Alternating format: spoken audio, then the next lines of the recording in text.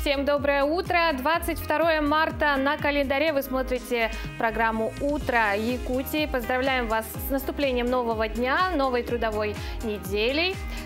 Утро понедельника. Вместе с вами встречаем Екатерина Винокурова и Степан Федоренко. Да, сегодня у нас не совсем обычное будет утро. Мы знаем, что нас смотрят во всех уголках нашей необъятной республики. И именно сегодня, прямо сейчас, наши коллеги находятся в городе Мирном, откуда нам поведают много-много интересного. Да, и они готовы рассказать нам о том, как начинается утро в столице Алмазного края, чем сегодня живет город Мирный и его жители. Это будет очень скоро, ну а пока узнаем, какая погода ожидает нас сегодня. Весенняя погода очень обманчива, да, Кать? Особенно сегодня. Особенно сегодня с утра. Сделаем небольшой анонс, одевайтесь потеплее. Ну что ж, теперь о погоде. Сегодня в центральных районах в 6 часов утра температура воздуха составила 26-28 градусов мороза.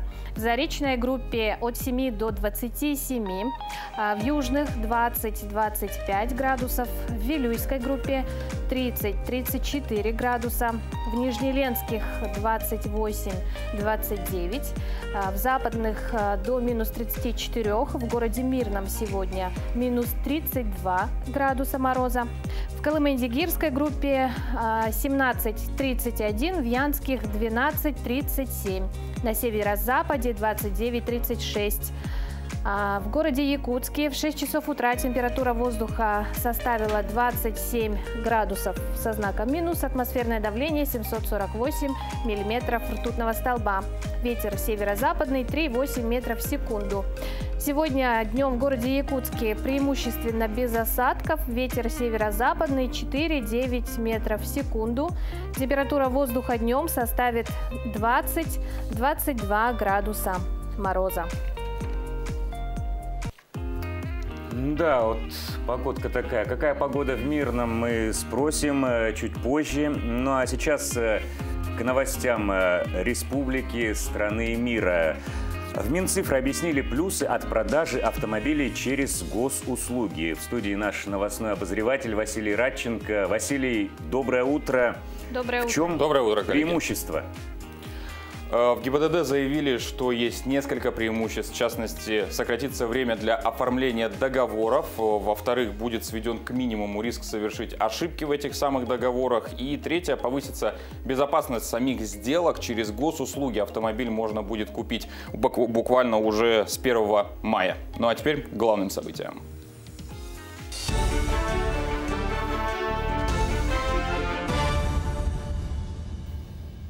Обновленные правила сдачи практической части экзамена на водительские права вступают в силу с 1 апреля. Напомним, они начнут применяться и средства аудиофиксации процесса и отменят обязательную сдачу площадки. Но для проверки отдельных маневров такие площадки все же будут использоваться и далее. В остальном экзамен будет по-прежнему содержать определенный набор элементов улично-дорожной сети, знаков и дорожной разметки.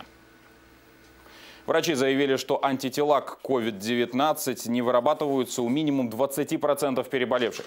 Для гарантии иммунитета к вирусу таким людям медики советуют привиться.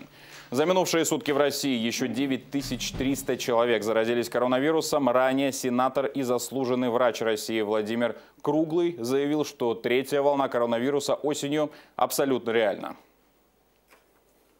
С сегодняшнего дня все препараты с международным непатентованным названием, в частности транквилизаторы, подлежат предметно-количественному учету, сокращенно ПКУ. Из самых известных в список вошел феназепам. Таким образом, чтобы продавать препараты ПКУ, нужно лицензироваться должным образом. Эксперты отмечают, что не каждая аптека сможет себе это позволить, поэтому оборот лекарств, скорее всего, сократится. Греция с 14 мая готова принимать российских туристов с прививкой и антителами, а также тестами.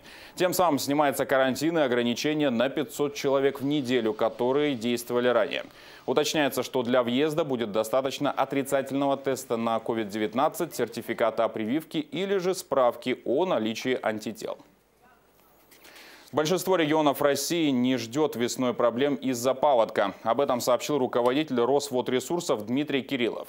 По его словам, точный прогноз станет известен лишь в конце марта. Дальний Восток и Сибирь себя проявят только к концу мая. Об этих территориях говорить также рано.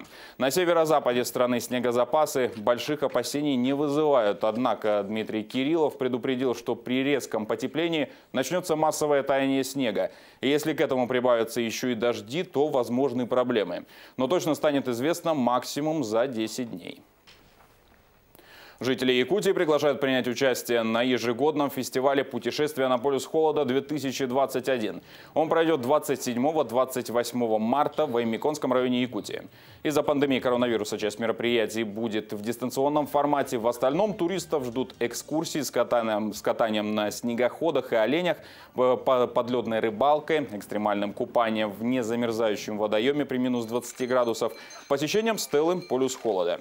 Кульминацией праздника станет церемония возвращения символа холода Чискану. У меня к этой минуте все. Передаю слово коллегам.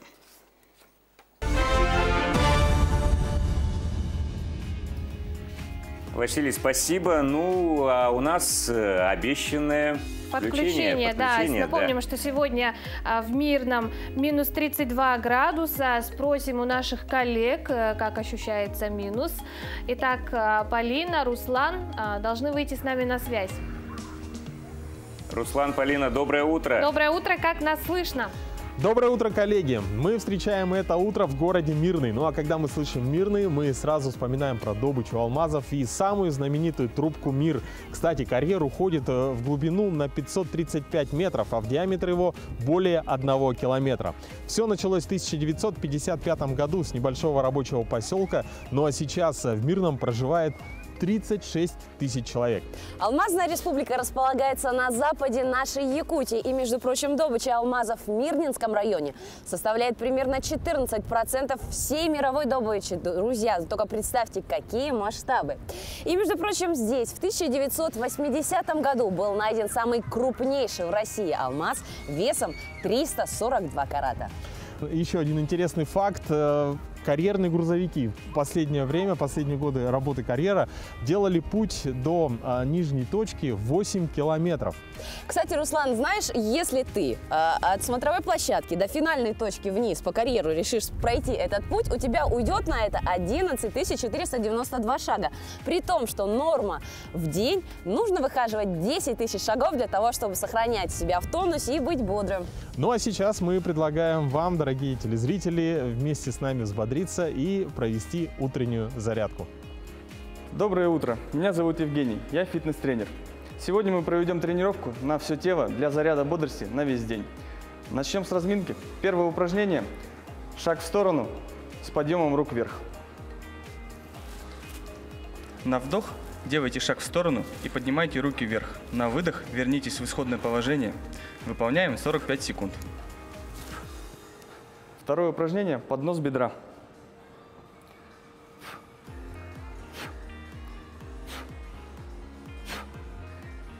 Выполняем 45 секунд на каждую ногу. Меняем ногу.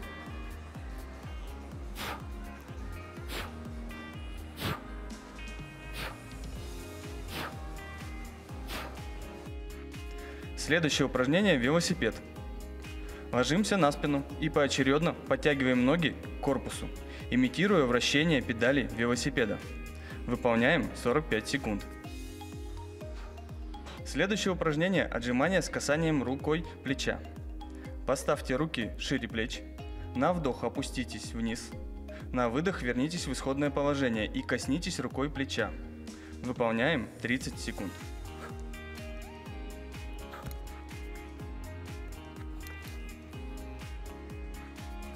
Следующее упражнение – раскладушка. Сядьте и упритесь руками в пол, вытянув ноги перед собой. На выдох подтяните колени к корпусу. На вдох вернитесь в исходное положение. Выполняем 30 секунд. Хорошо задействуют мышцы корсета и пресса. Следующее упражнение – бёрпи. Встаньте в упор лежа и на выдох окажитесь в положении приседа. На вдох вернитесь в исходное положение. Бёрпи – это одно из самых тяжелых комплексных упражнений, но в то же время одно из самых эффективных для снижения жировой прослойки и для повышения выносливости. Заключительное упражнение – это планка. Встать в упор на локти так, чтобы ваше тело образовало одну линию. Стоим 45 секунд.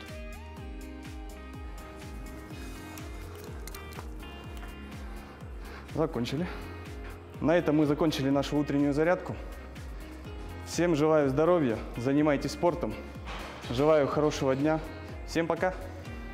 Утренняя разминка наполняет нас зарядом бодрости, а также выделяет гормон радости в крови. Для того, чтобы тот самый уровень счастья в крови поддержать, вкусный завтрак и приятная беседа способствуют тому, чтобы задать правильное настроение на весь день.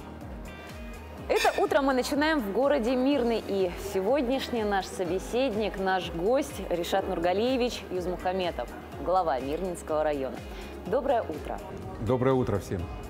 Ришат Нургалиевич, у вас очень интересная биография, то есть она просто приводит в восторг. Вот, во-первых, вы выросли и родились, и выросли в Мирнинском районе. Вы по образованию историк, также вы член Союза журналистов России, автор 26 книг по истории открытия месторождений алмазов и истории алмазного края. При этом вы могли бы продолжить заниматься наукой, либо же вы могли остаться в журналистике. А почему вы выбрали именно политику, вот именно эту стезю? Ну да, основное мое образование – это историк, преподаватель истории. Я закончил Дальневосточный государственный университет во Владивостоке в свое время. А профессия, так получилось, что это стала журналистикой. И я работал в газете «Мирнинский рабочий», потом был 5 лет сапкором газеты «Мирнинский рабочий». И, наверное, как считал и считаю до сих пор, довольно критически относился к местным органам власти, к государственным органам власти, ко всем тем негативным моментам, которые я видел, живя в городе Удачном. И получилось так, что потом мне предложили перейти на другую работу. И вот так сложилось, что я сперва был в разряде тех, кто критикует действующую власть.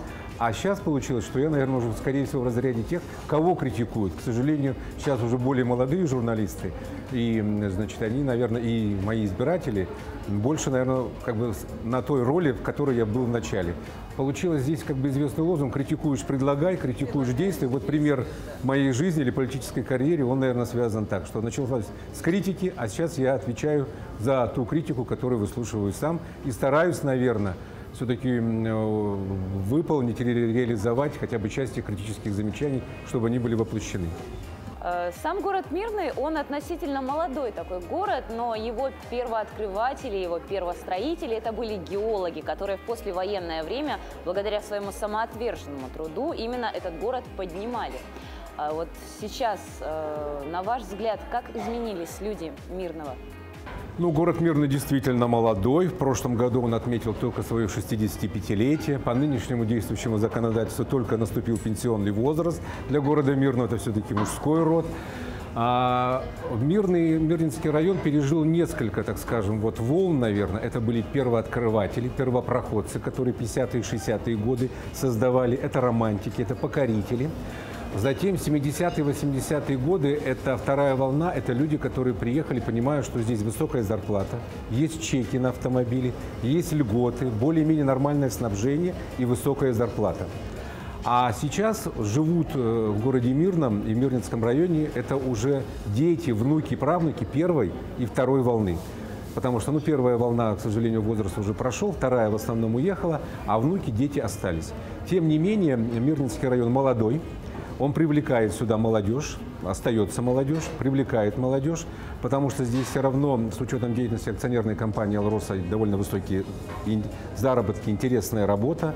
Есть и институт политехнический, филиал Северо-Восточного университета, региональный технический колледж, есть культурная, спортивная среда, много бассейнов, домов культуры, развитая инфраструктура.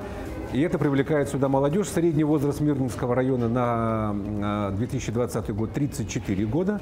То есть это нормальный такой хороший возраст. Мирнинский район – один из самых молодых районов, кстати, Республики Саха-Якутия.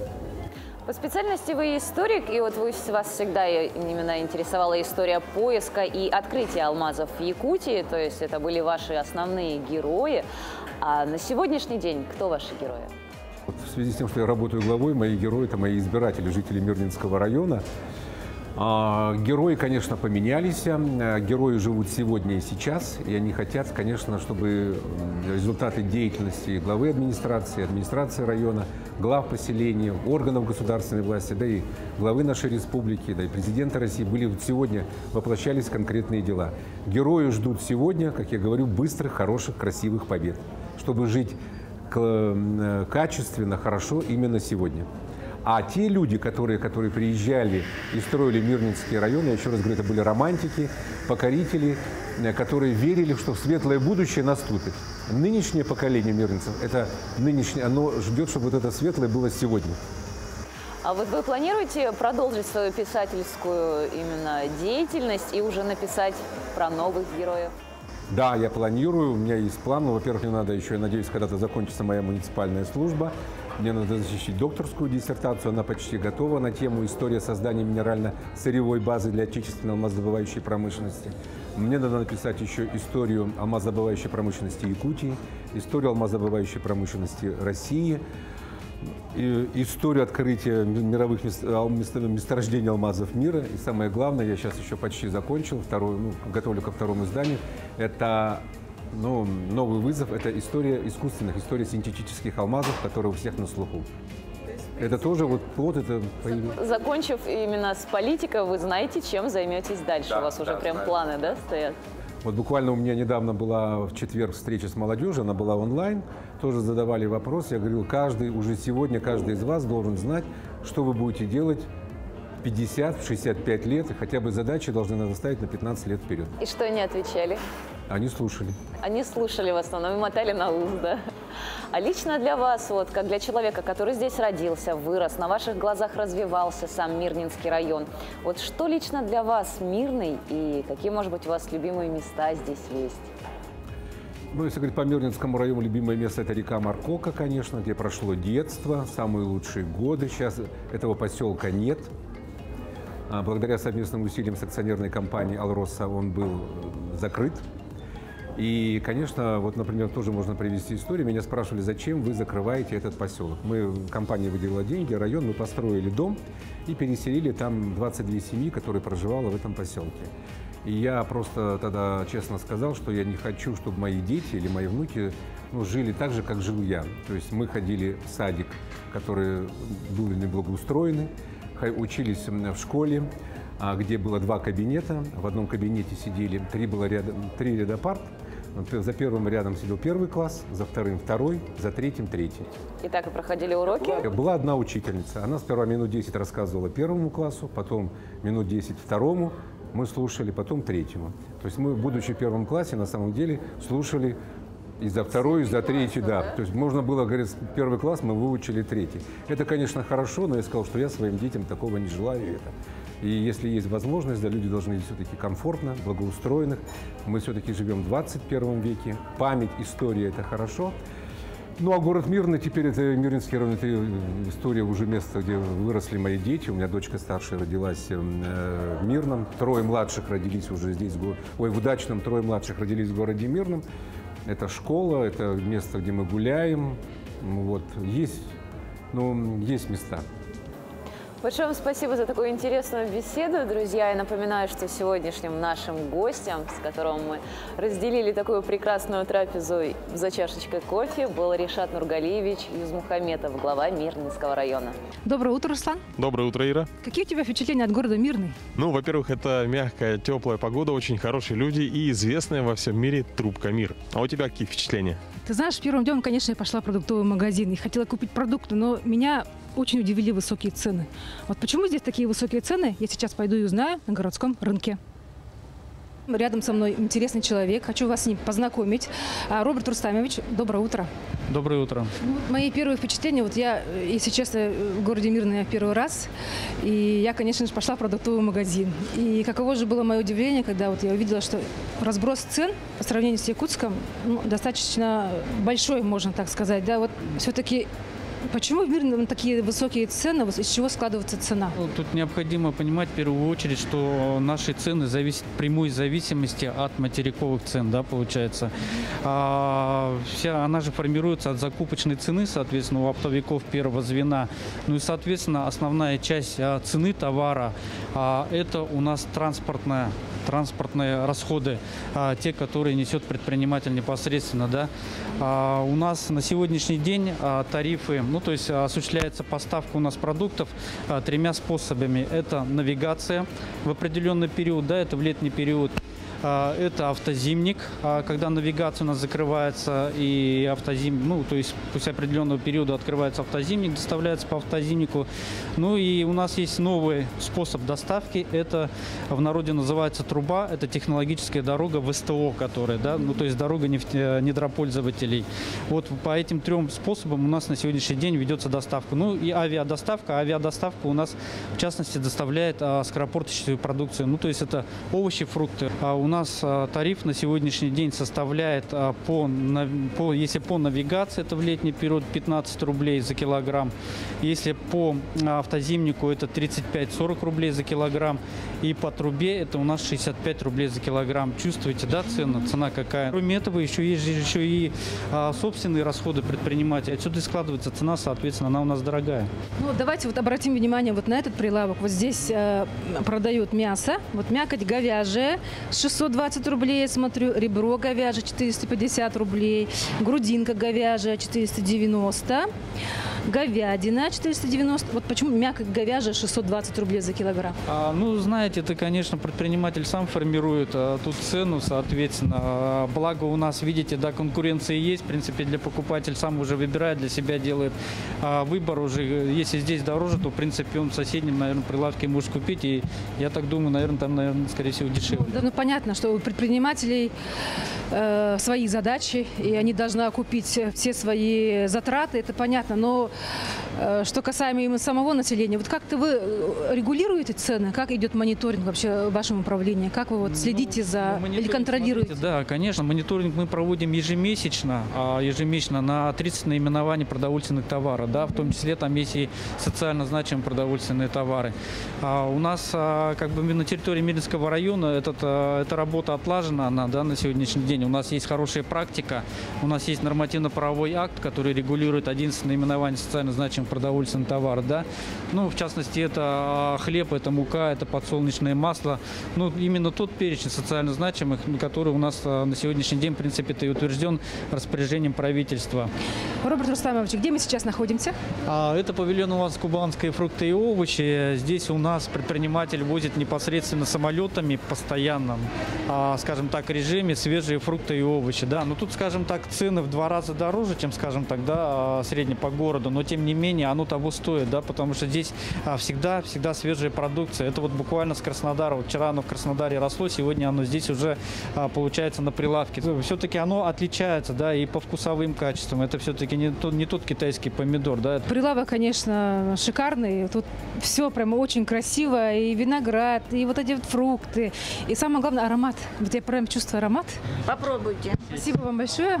Так, это откуда? Это все с Краснодара. Виноград. Угу.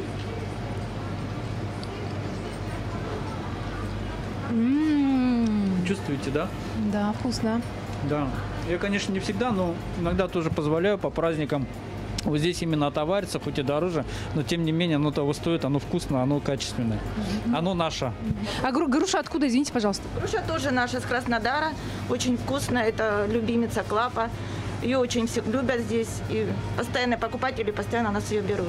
Живя за 6 тысяч километров или за 8 тысяч километров, мы все-таки имеем возможность попробовать то же самое. То есть свежие продукты питания, хоть и дороже, свежие овощи, фрукты, хоть и дороже, но тем не менее. Роберт Рустамович, мы сейчас находимся около рыбного отдела. И вот я смотрю шикарные витрины с рыбой. Вот особое место, наверное, занимает все-таки, да, вот наша собственная продукция Мирнинского. Да, конечно. Вот как раз мы возле павильона индивидуального предпринимателя, местного товаропроизводителя, индивидуальный предприниматель Федченков. Мы в прошлом году ему оказали поддержку с районного бюджета, да, выделялась субсидия на развитие бизнеса. Кроме того, из фонда развития предпринимательства нашего мы тоже выдавали займы ему на поддержку, да, бизнеса. Практически все гости, которые приезжают к нам в гости в район, да, мы привозим их сюда, чтобы они могли купить местную рыбу. Кроме того, я сам, когда еду в отпуск, беру здесь, покупаю, вижу в качестве гостиниц. Вахтовики у нас постоянно здесь отовариваются, да, но товар у нас очень хорошо пользуется спросом. Я так поняла, вы мне рекомендуете что-то уже купить гостинцы и попробовать вашу рыбу? Конечно, конечно. Я вам рекомендую просто. Просто обязательно купите и попробуйте. В качестве гостиницы можете взять в том числе. Спасибо вам за интересную беседу. Я последую вашему совету и сейчас куплю гостинцы.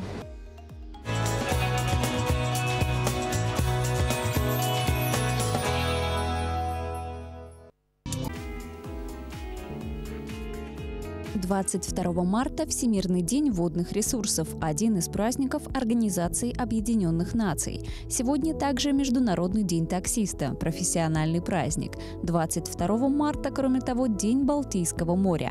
По народному календарю в этот день наблюдали за погодой. Если за окном тепло, то также будет еще в течение 40 дней. Теплый ветер сулил дождливое лето.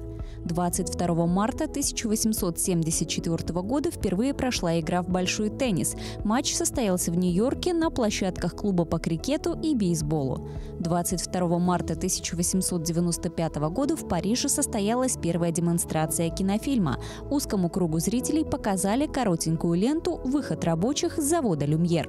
В 1933 году в этот день в Дахау начал действовать первый концентрационный лагерь фашистской Германии.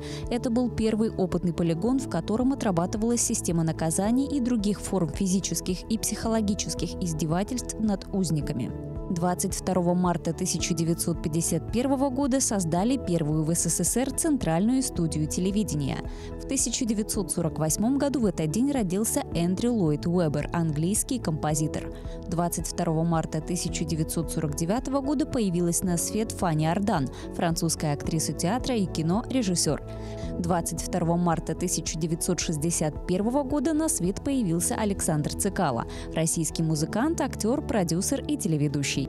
Именины в этот день празднуют Александр, Александра, Алексей, Афанасий, Валерий, Дмитрий, Иван, Ираклий, Кирилл, Леонтий, Михаил, Наталья, Николай, Петр, Сергей и Тарас.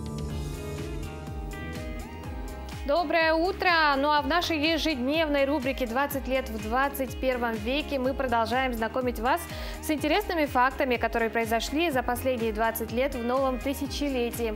О том, какой была наша жизнь и какой она стала. На прошлой неделе мы говорили о здоровье, а на этой неделе мы поговорим о культуре. И начнем мы с интересного факта о развитии якутского кинематографа.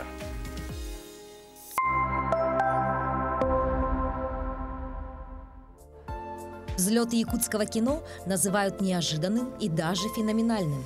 Такого успешного кинопроизводства нет ни в одном регионе России. За 20 лет режиссеры Якутии сняли 147 фильмов. Лирические комедии и философские притчи, боевики и фильмы ужасов. Якутское кино смотрят далеко за пределами нашей республики. Фильмы «Царь-птица», «Мой убийца», «Его дочь», «Костер на ветру», «Пугало» и многие другие работы наших режиссеров получили призы на российских и международных кинофестивалях. Всего за последние 8 лет якутские фильмы завоевали более 75 наград. Но самая главная награда – это интерес и любовь зрителя.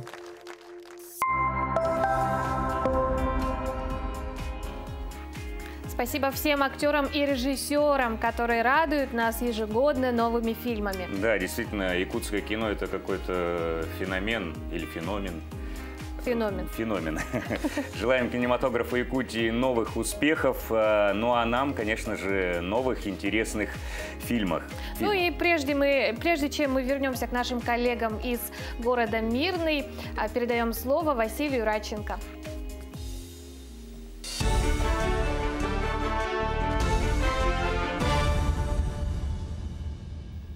Очаг возгорания и задымления на мусорном полигоне города Якутска полностью ликвидирован. Об этом накануне заявили в МУП «Жилкомсервис». Тушение продолжалось ровно неделю. С позапрошлой субботы максимальная площадь горения мусора составляла свыше 3000 квадратных метров. В тушении отсыпки песком были задействованы десятки единиц самосвалов, бульдозеров и другой тяжелой техники, говорится в сообщении. В Сюльдюкарм Мирнинского района пришло оптоволокно. Провайдер Ростелеком. По информации главы Садынского национального ивенкийского наслега, высокоскоростным интернетом будут обеспечены в первую очередь школа, детский сад и администрация. Пробный запуск уже состоялся. Местные жители отмечают, что интернет просто летает. 3 частных жилых дома впервые подключили к газовым сетям в селе Бердигистяк Горного района. Глава населенного пункта отметил, что это стало возможно благодаря программе «Комплексное развитие сельских территорий» и поддержки главы республики. В текущем году ожидается подведение газопровода к более чем 1000 жилым домам села Бердигистяк. Движение по улице Ильминская в Якутске ограничат сегодня, 22 марта.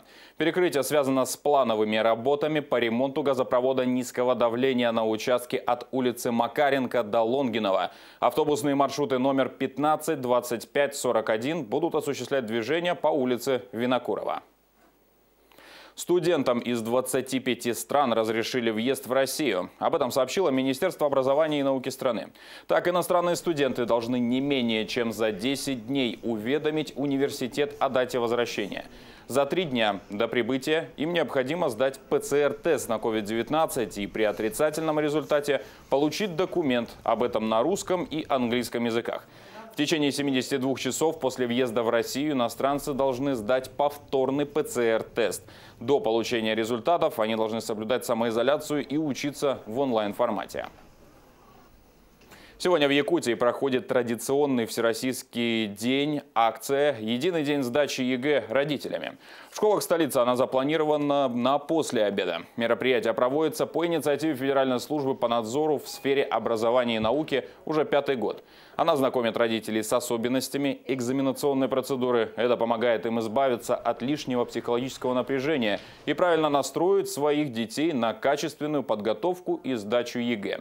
В этом году родителям предлагается проверить свои знания по русскому языку. 15 тысяч цветов посадят в Алекминске в этом году. Так проходит подготовка к эсэху Олонхо. Рабочая группа по озеленению определила основные зоны посадки цветов и растений. Также обозначили цветовую гамму по сортам для создания композиций. Отмечается, что часть рассады уже высадили, и она должна взойти к 20 июня. К этой минуте у меня все. Хорошего вам дня.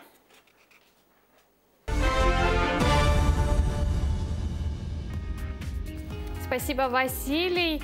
В любом городе есть службы, которые несут круглосуточное дежурство. Какие это службы? Это врачи скорой помощи, сотрудники МЧС, ЖКХ сотрудники, работники предприятий жизнеобеспечения, ну и, конечно же, пожарные. И сейчас мы узнаем, как прошла ночная смена у первой пожарно-спасательной части города Мирный. Сейчас там находится наш коллега Руслан Ачиров, и мы выходим с ним опять на связь. Руслан, как слышно? Руслан, привет. Доброе утро, коллеги. Доброе утро, дорогие телезрители. Сейчас я нахожусь в пожарной части города Мирный. И есть такие профессии, которые утром только заканчивают свою работу. И сейчас происходит развод караула и сдача дежурства.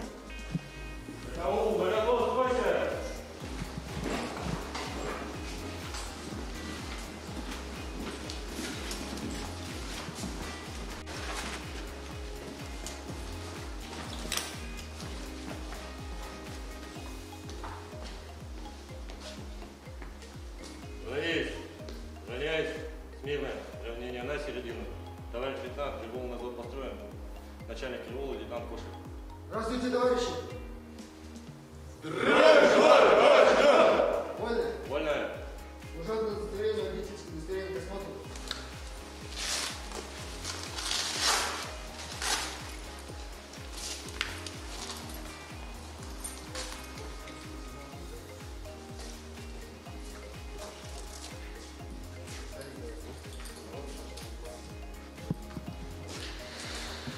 Дорогие друзья, и сейчас рядом со мной находится Иванов Павел Валерьевич. Это заместитель начальника службы пожаротушения города Мирный. Доброе утро. Доброе утро. Расскажите, как прошло дежурство? За истекшие сутки пожаров не зарегистрировано. Обращались за помощью один раз. На автодороге Айхал-Мирный был затор снежный. 14 автомобилей были заключены в снежном плену. В течение часа сообщение наладилось. Машины пошли. Скажите, пожалуйста, как происходит смена караула? Вот в данный момент что происходит? Ну, у нас есть распорядок дня. Ежедневно проводится развод караулов. Проверяется снаряжение, обмундирование, готовность бойцов к выполнению поставленных задач в течение суток. А сколько человек работает в части? Всего работает 73 человека. В данный момент на боевое дежурство заступает 11 человек. Из них 3 водителя и 9 бойцов. Все они обучены на СИЗОТ, то есть они газодымозащитники, тушат пожары, непосредственно работают в НДС, в непригодной для дыхания среде. Павел Валерьевич, скажите, пожалуйста, есть ли какая-то статистика, сколько вызовов, допустим, в месяц производит часть? Ну, статистика есть. У нас с начала года всего ликвидировано 49 техногенных пожаров. Вот. Но также сюда выезда входят на обучение. Мы проводим занятия на полигоне, отрабатываем нормативы, отрабатываем оперативную документацию. Вот. Ну, где-то в среднем в год у нас получается около 1000 выездов в общем. А скажите, вот специфика района Мирнинского, да, она откладывает какой-то отпечаток на работу службы? Есть ли какие-то отличия? Ну, у нас промышленный район, вот. Много сложных объектов производственных. Как бы обогатительная фабрика номер 3 Драги. Мы, кстати, участвовали, нам приходилось тушить уже Драгу. Вот. Ну и основное это жилой массив, жилой сектор. Застройка у нас деревянная очень много. Вот. Ну, поэтому так. Спасибо. Ну, вот так происходит развод караула, передача дежурства в пожарной части в городе Мирный. Пожалуйста, ребята в студии, если у вас есть вопросы, можете задать. Спасибо, Руслан. Да мы желаем, чтобы у сотрудников этой пожарно-спасательной части было как можно меньше работы. Да, и, конечно, чтобы утро, да, начиналось хорошо и бодро. Руслан, поделись своими впечатлениями. Вы уже там несколько дней в Мирном. Что тебя впечатлило, что удивило? Как погода?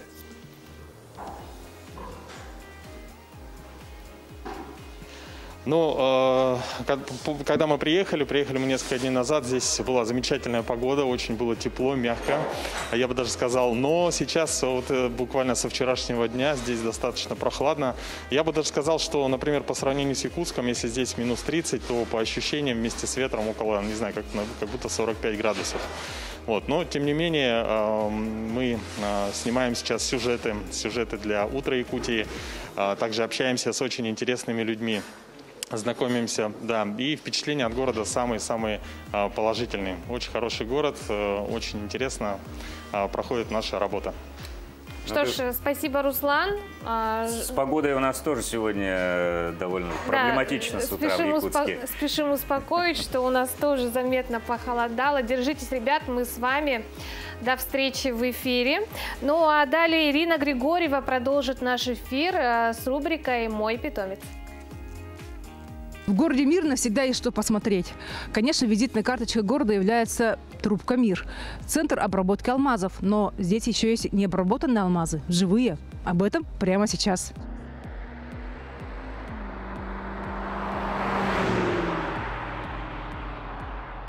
Я сейчас нахожусь в парке «Живые алмазы». Рядом со мной интересный человек. Хочу вас с ним познакомить. Симонов Сергей Семенович, начальник филиала Национального парка «Живые алмазы». Доброе утро. Здравствуйте.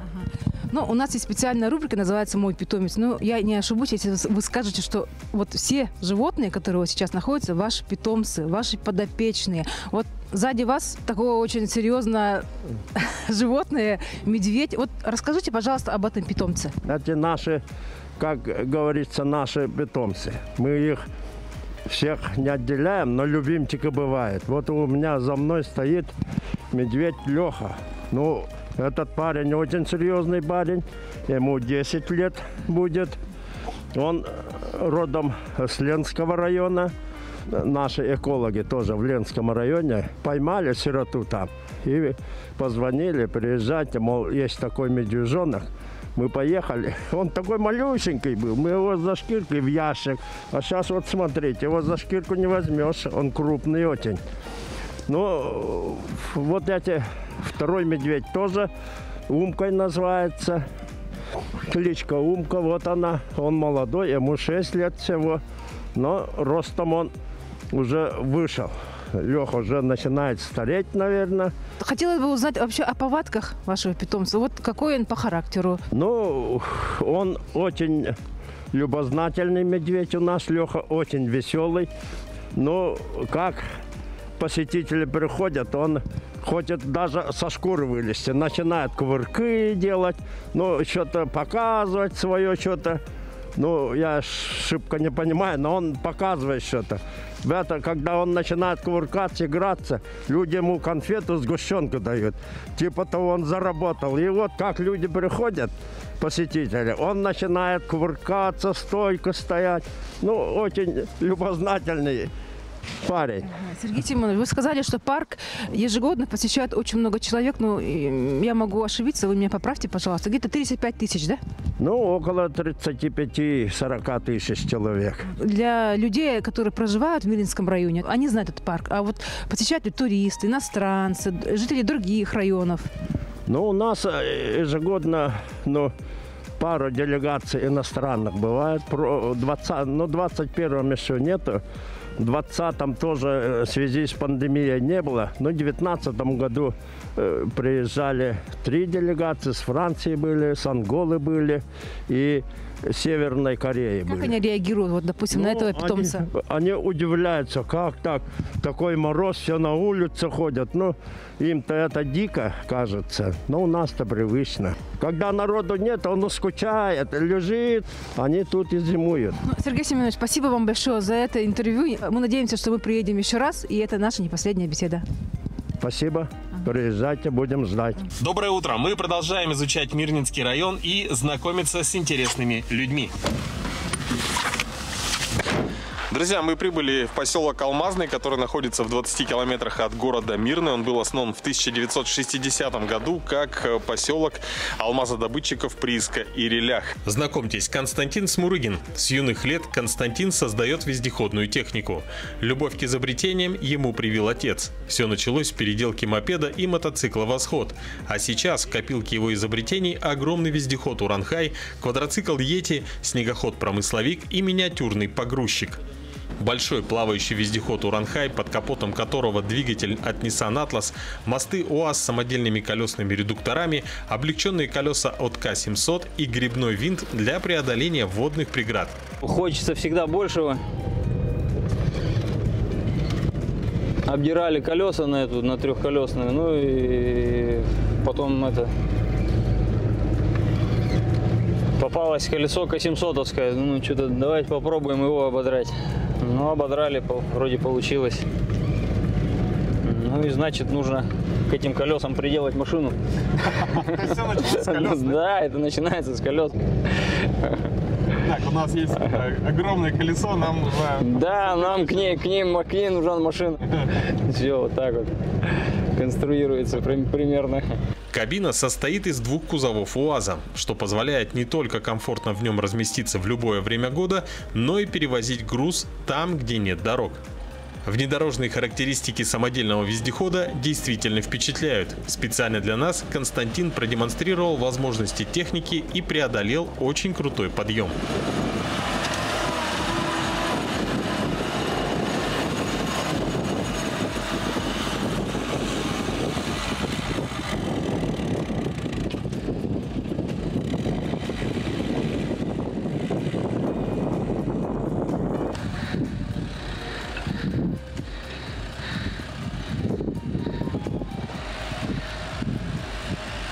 Чтобы подняться, здесь есть вот такая вот подножка, вторая подножка, а вот здесь такая прорезиненная ручка. Здесь не подножка, это второе, это крыльцо называется. Крыльцо.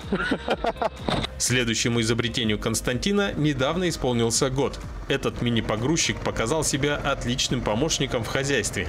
Тут сосед Николай Ломакин, он решил собирать трактор, просто с отвалом и все. Я что-то походил так мимо. Я говорю: Коля, давай мы будем, наверное, делать не просто трактор, а погрузчик. Возможностей побольше уже, с ковшиком. Тут можно и насадки всякие разные цеплять. Ну и давай, ну и понеслась.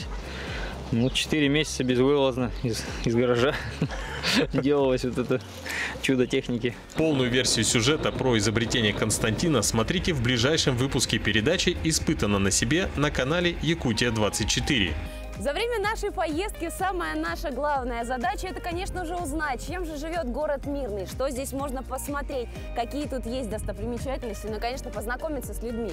Ну и мы в первую очередь провели опрос жителей города, какие из мест в городе Мирном у них самые любимые.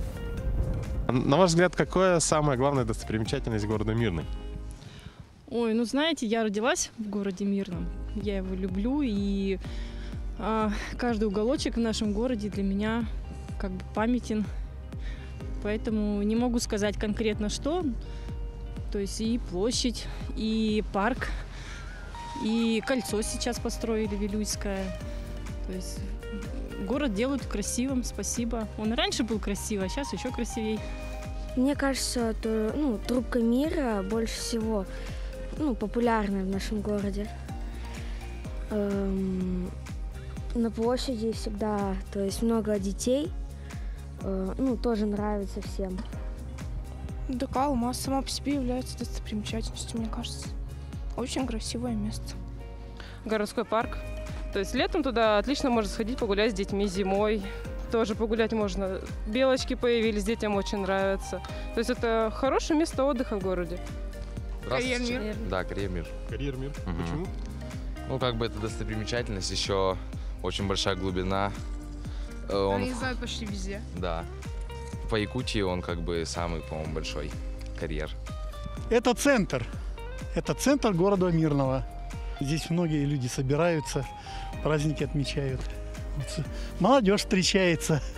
Вот. В Мирном есть люди с интересным увлечением. В городе вот уже на протяжении 30 лет работает клуб «Северный скат». Участники этого клуба с удовольствием посещают эти занятия. А вот какие, мы узнаем прямо сейчас. В спортивном зале идут тренировки. Здесь люди разных профессий, но с одним увлечением. Любовь к дайвингу объединила всех в этом зале. Перед погружением обязательно разминка. По 2 наклона в каждую сторону.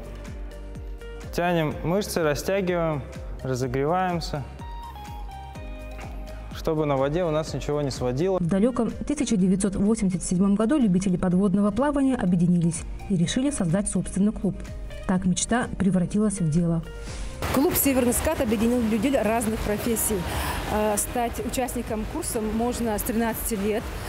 Особой физической подготовки здесь не требуется, но, как говорят инструкторы, такие погружения постоянно дают организму отличную возможность вообще выглядеть на все 100. Здравствуйте. Добрый день. Расскажите, пожалуйста, как часто вы занимаетесь в этом клубе? Расскажите, пожалуйста, почему вы решили заняться дайвингом?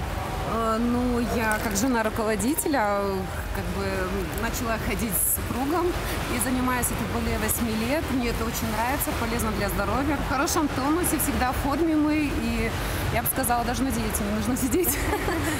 Подводный дайвинг – экстремальный вид спорта. Чтобы научиться плавать под водой, необходимо пройти обучение и освоить специальные техники. А главное – плавать со специальным оборудованием, который весит больше 30 килограмм. Клуб наш создан был кругом энтузиастов, которые помогали достраивать этот бассейн, развивали здесь подводное плавание. Что тебе больше нравится здесь? Мне тут очень нравится заниматься с аппаратами, поскольку это очень интересно. Мне всегда хотелось знать, как они устроены, как с ними плавать, тяжело ли это. Опытные инструкторы отмечают, дайвинг – это целая наука. Чтобы научиться плавать под водой, нужно научиться правильно дышать и правильно погружаться.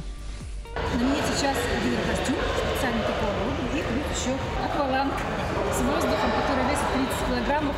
Поэтому я, конечно, очень неудобно. У меня такие очень большие зеленые ласты, большие. У них еще надо уметь стоять, оказывается, равновесие держать. Бассейн «Кристалл» в городе Мирный – это база тренировки. Курсанты погружаются как в бассейне, так и на открытой воде. Участники клуба – это одна команда. Ежегодно все выезжают на совместное погружение. Ныряли на Байкале, в Египте, в Баренцевом море и в Крыму. В августе мирнинские дайверы собираются в Крым. Участники клуба «Северный скат» отмечают, любовь к погружению приходит сразу и надолго. Ведь впечатления от дайвинга одни из самых ярких. Участники клуба «Северный скат» считают, жить под водой, как в невесомости, это лучшее хобби. Свято-Троицкий храм располагается в самом центре города Мирный. Это самое красивое архитектурное строение, которое стремятся посетить и увидеть не только жители, но и гости алмазной столицы. Горожане и гости города Мирный очень любят это место. К храму прилегает сквер, где установлена монументальная композиция «Святой источник», также скульптурное изображение ангела. Оно радует гостей города Мирный и жителей круглый год. Ну а в сквере летом гуляют молодые мамы, отдыхают студенты, ну и, конечно же, прогуливаются горожане. Мирнинскому приходу более 20 лет, и за этот период пройдет большой путь становления и укрепления православной веры. На сегодняшний день на территории храма располагается православная общеобразовательная гимназия для учащихся с 1 по 11 классы. Воспитанники гимназии, кроме того, что поют в хоре при храме, активно принимают участие в воскресных службах.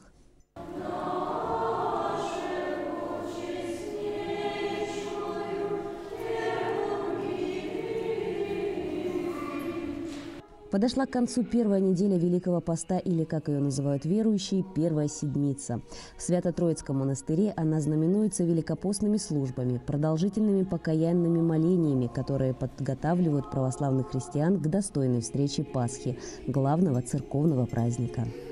Великий пост мы должны с вами захотеть что-то изменить в своей жизни. Мы должны захотеть исправить какие-то свои ошибки, признать за собой какие-то грехи и захотеть в них покаяться, прийти к Богу, прийти в храм, прийти на исповедь.